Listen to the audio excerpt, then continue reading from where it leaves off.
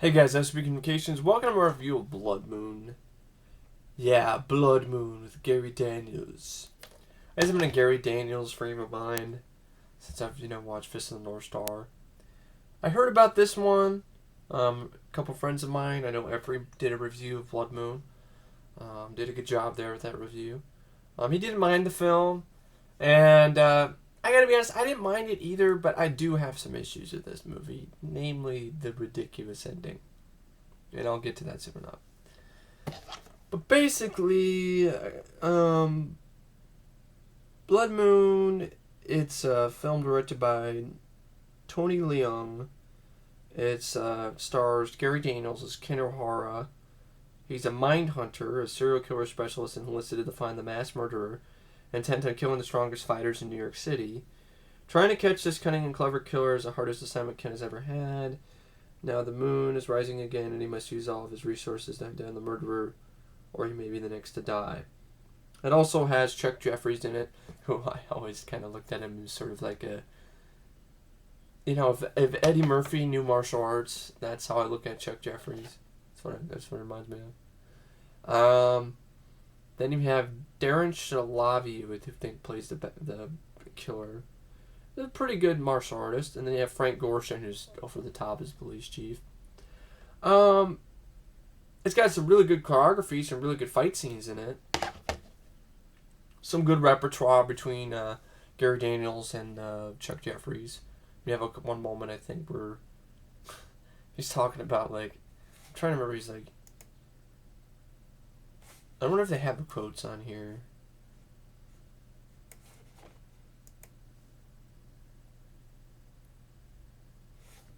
I'm just trying to see.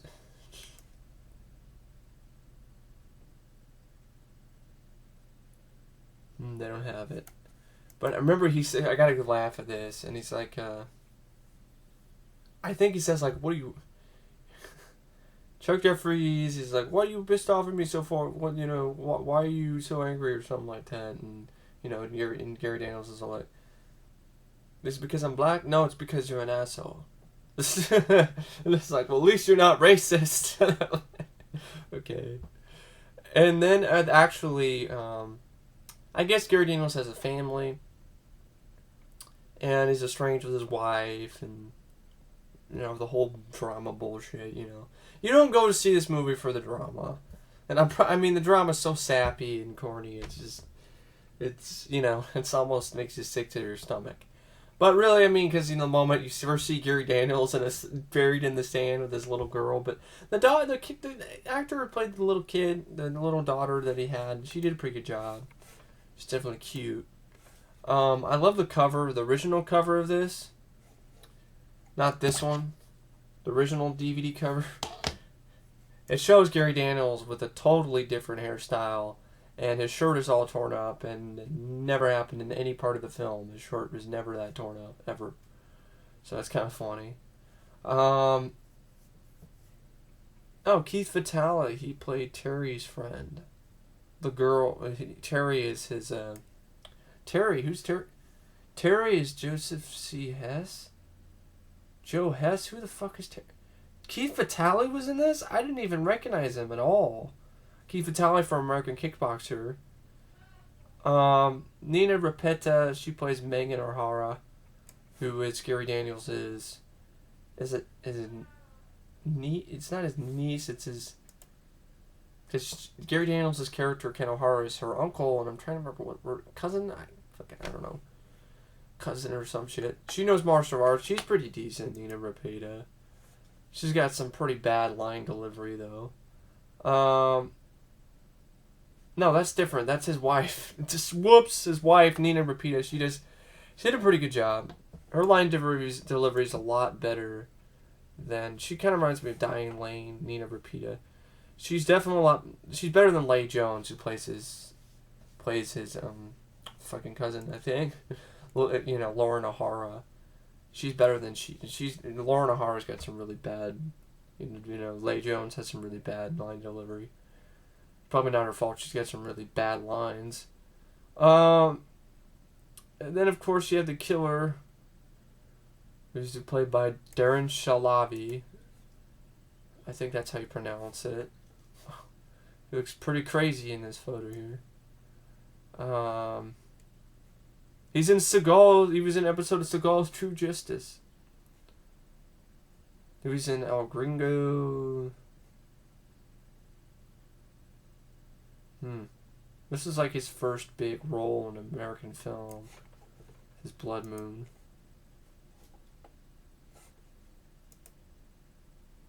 He does a pretty good job as a killer. Even though he does look kind of silly with the long hair. Wears that corny mask. And there's not really much of an explanation why he's killing these people. There's really no explanation. I just pay attention. It just seems like he's just killing off the people in this tournament that he lost because he was too brutal and broke some guy's ribs, so he got disqualified. So now he's killing everybody. I don't really get that. Now, part of me thought that maybe this was a plot. He's killing all these fighters, these championship fighters, to gain their power, to gain their strength or whatever. It was some mystical freaking, magic that he's dark magic or something. That's why he has to kill the last guy, on the Blood Moon. But that's not what happens. So it's kind of like, why is it called Blood Moon? You're watching the film. Why is this called Blood Moon? There's blood in it, yes. There's a moon, but then you find out that really why it's called Blood Moon is just maybe it's because it's catchy, and because he sends the police this email that basically says blood on the moon, just being regularly annoying. So the guy's being like a hacker, and he's like sending all these messages through emails and shit. So I mean, a lot of the film, you have to have the filler, but the filler is not all that interesting. But the fights, they're good. So if you go to this, you want to go into this movie for the fights, I mean, it's got it going on. And it's got some good chemistry, like I said, between Chuck Jeffries and Gary Daniels. But other than the fights, there really isn't that much to this film. And that's kind of like, I'm having a hard time reviewing this movie. Because the plot isn't really that, innovative. It's, just trying to track down some killer. He's right in front of them, he's always one step ahead of them type thing. Then finally they figure out, they gotta, his next victim is Gary Daniels, his wife and kids. He has to, save them. And throughout the film, we got some good fight, like I said, good fight choreography, especially the two fights between Gary Daniels. The first fight between Gary Daniels and the killer is pretty good. In the apartment while he's trying to save Kelly, I think. And, he's trying to save Leigh. He's trying to save Lauren. Yeah, it's Kelly. No, it's Brandie Rocci. Sorry, fucking, that's the daughter. I fucked up again. Leigh Jones, like I said earlier, is the little girl. She did a good job. She played Gary Daniels' daughter. It's Brandie Rocci, who plays Kelly Welling, who's like his cousin, and she has bad line delivery. I got bad line delivery too. I'm all over the place. I'm just like, God. Well, the reason why is I really honestly was dumbstruck and awestruck by the ending of this film, and I'm going to get into that soon enough. So basically, like I said, the first fight between Gary Daniels and the killer is really well done. It's solid. And then you have Chuck Jeffries getting involved. And then you have a little bit of, intrigue. I mean, a little bit of, I don't know, not really suspense to me. It was really that suspenseful. Where they figure out who the killer is, and they go to the guy's house, and he's set like a decoy guy who can't even fight as well as he does, and he gets arrested real easily. And then the girl, Kelly, she sneaks in his house, and she ends up getting trapped. I think she ends up getting killed. She ends up getting killed by the killer. Not too, like he throws her, around. He threw her around like a rag doll before in the apartment, but he does it this time, and she dies. I don't know. Then of course you find out, he's going after my kid. He's going after my kids next, and he goes to some abandoned warehouse. Abandoned, not really warehouse. It's sort of like a foundry, a factory of some sort. It looks like, a set used for American Cyborg, Steel Warrior, or Darkman. Where Darkman where he lived, where he made his home. And they have a good fight the good final fight. The guy, basically says like, it's the final, the final round of the championship. And he's got his wife and kid tied to a pole with a bomb. And it's got a timer of 15 minutes. You got 15 minutes winner takes it all, to the death or something like that. And they get into some good fights, some good choreography. Gary, good. Like I said, I don't know what else to say. Good fight choreography in this film. Really intense, exciting action sequences. But this end fight falters near the end when it looks like, Gary Dale's going to get the upper hand, even though he had the guy. And this guy, this killer, somehow he's able to materialize. It just doesn't make much sense. Somehow he's able to, like, cut people in the face with just his 2 fingers. And then all of a sudden there are scenes where it appears he has 2 metal things on his fingers, and they're thimbles of death or something. I don't know where the fuck they come from. I guess they magically appear. Then they must be magically delicious as well.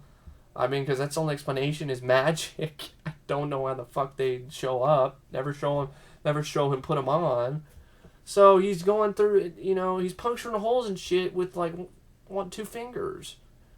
And I don't know martial arts can do that, even with metal freaking things on it. But there are other times he doesn't have the metal things on it. So they come on, they go off and on throughout the film, and you're kind of confused. You're like, what the?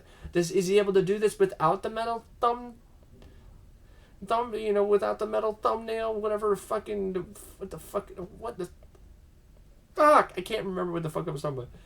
Thimbles, without the metal thimbles, he can't do it. He can only do it, he can do it without them, but he has to have them. I don't know what the fuck is going on. So he punctures a hole in Gary Daniels' chest. Man, Gary Daniels is getting holes punctured in his body, in a lot of movies he's been in. It's just, his characters just like to get holes poked in him. Holes just punctured, just, damn it, stop poking me, I'm not the Pillsbury Doughboy. So then basically, you get to this fight at the end, and it looks like Gary Daniels got the upper hand, and he does this, just fucking fucks him up with like 10 punches straight to the chest. And then all of a sudden the director decides I don't know why he decided this choice for this fight. The fight was all, in close, you could see everything, and all the fights in the film were like that. But then all of a sudden, of course, Chuck Jeffries also ends up supposedly heroically dying, but in reality, he's not dead. You find out he made it out at the end. Not much explanation, even though it's a giant fucking pool of blood on his shirt. Looks like he got hung, looks like his back got broken, but I guess he lives, which is fine. He was a cool character. I like Chuck Jeffries, even though the magic act he was doing was it was kind of silly and kind of out of place, but he didn't do it like in fight scenes, so that's fine. Because, I could just imagine if Chuck Jeffries, did the magic tricks in fight scenes, Oh, here's a flower!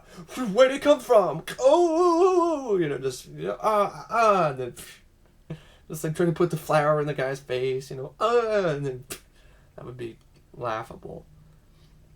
But then basically, the director decides to do this. I don't know why. Like I said, everything was all up close, good fight, no shaky cam bullshit, just you could see the fights. And all of a sudden the end fight, the final round between, the killer and Gary Daniels and Ken, Gary Daniels, decides to, like, I don't know, slow down the camera and then, like, blur. Slow down and blur, make it all blurry, and it looks like shit. I'm like, why the fuck did you choose this? Why? And then, like, you have a half-assed way the killer dies. Well, Gary Daniels, I think, he did that thing, and then he does that slow-mo, blurry kick to the face, and you're like, I can't break, it's blurry. Why the fuck is it blurry? Is there something wrong with my TV? What the fuck? And then you have the whole thing where I don't even know how this I still don't know how this happens. Like, Gary Daniels, I think, like, the killer tries to do, like, a jump kick. Gary Daniels, like, slides off, holds on to the edge of a concrete ledge, and the guy falls into his death. Gary Daniels didn't even touch the guy. It's like he leaped over. It's like he intentionally committed suicide. He's like, oh, fuck this.